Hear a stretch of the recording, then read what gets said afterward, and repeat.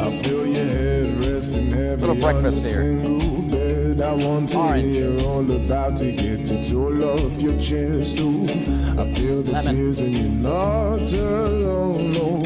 When I hold you, well, I won't let go.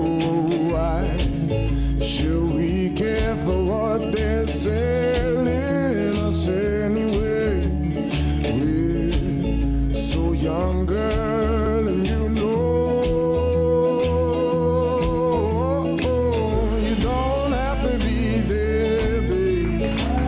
You don't have to be scared, babe. You don't need the plan of what you want to do. Won't you listen to the man that's loving you?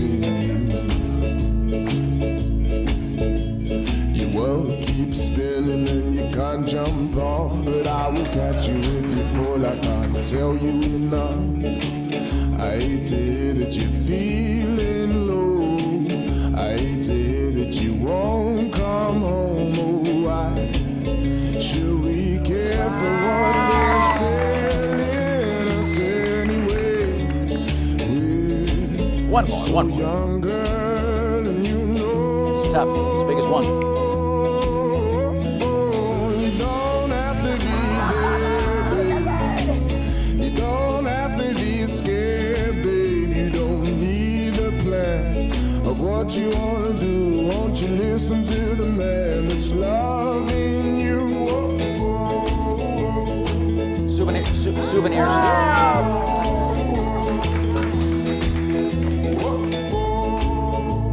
This is tough. Easy, easy, and a 1, 2, 3. Ooh. Breezy, breezy, if you come with me. Ooh. Used to work for Benny Hanna. Easy, and a 1, 2, 3, 4, 5, 6, 7, 8, 9, 9, 9, 9. You don't have to be there, babe. You don't have to be scared, babe. You don't need a plan. What you wanna do, won't you listen to the man? And the crowd goes silent. What's that? Come on. Oh, come over there. Okay. Bring the birds. That was amazing. Hello. Hello. Thank you for joining us. My pleasure. I can't believe it's wonderful to be here. Really. Yeah, is. so how did Really you is get fun. your start in magic?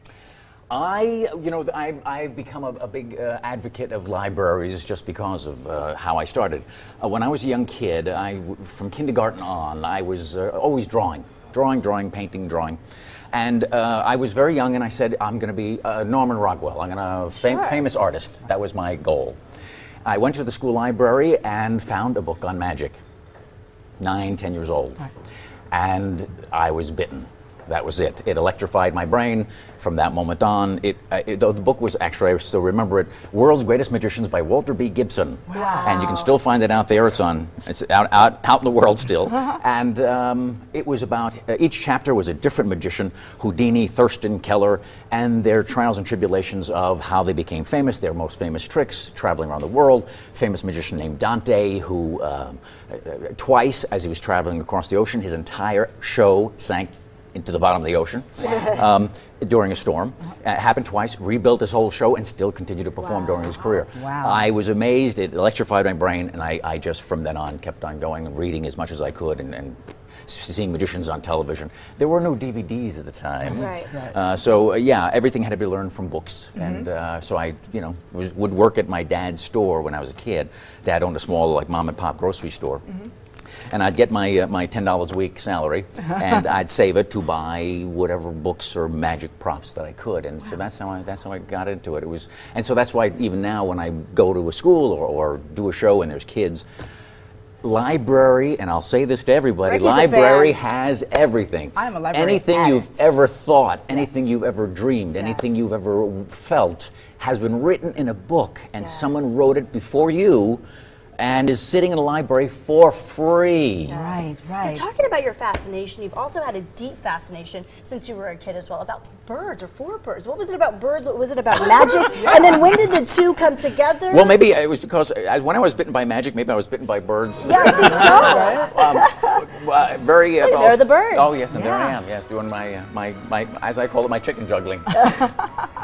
When I was a kid, my mom was a nurse, and so whenever we lived next to a public park, whenever there was a hurt pigeon, people after Easter would throw baby ducks into the lake that couldn't survive. An injured dog, you name it. I often would tease my mom. If there was a hurt rhinoceros, she'd bring it home. You know. Hurt dragon. I'm gonna We save actually it. had a seagull. I'm from New Jersey originally. Oh, this is you as a baby. Are you saving something right there? What is that? Look at that. This is the bird. No kidding, you were there. Yeah. Well, you say you didn't at 9 years old, but how did you actually break into show business? When I learned, when you were a kid and you have no props or no nothing, you start learning sleight of hand. Coins, cards, string, anything you'd find around the house. So that's what I was doing, and I was a very creative kid, artistic kid. Like I said, I did artwork. So I would find stuff that didn't relate to each other, you know, glue it together, carve it, whatever, to make whatever magic prop I needed to make. So doing that, I found that I saw this magician at a school assembly producing birds, doves, and I was like, I had no, a billiard ball I could see, I could be hitting cards, but a live animal, how does that even? So that's what, again, electrified me. Getting information on that subject at the time, very, very difficult. Very obscure books in the history of magic. The illustrators of these books were sometimes the author who couldn't draw. So a lot of the time, the drawings were very poor. So it was this trial and error.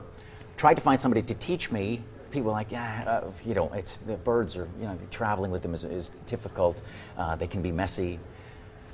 So what happened was, it was me in my house, in my bedroom, standing in front of a mirror during my grammar school and high school days, rehearsing what I thought to be, oh, this will look good. Yeah. And little did I know that when I first did my act in front of other magicians at a magic convention where the entire audience of 1,000 people is magicians, they were like, where'd this stuff come from? One of the guys who was in the wings was saying to me, very simply, I do bird magic, and I have no idea how you're doing what you're doing. Wow. So I realized that because of that, that's what triggered it. From that point, did a show in New York, was seen by a person at the Magic Castle, went out to Magic Castle. 7 months later, I was on the Tonight Show with Johnny Carson. And we'll Johnny talk about that Carson. later. We'll Yes. talk about that. Yeah, you've had an Huge. amazing career. What a career. Yes, Thank you so yeah. much. Well, it should be a magical start to the month of July. Can you guys believe it? July 1. Let's take a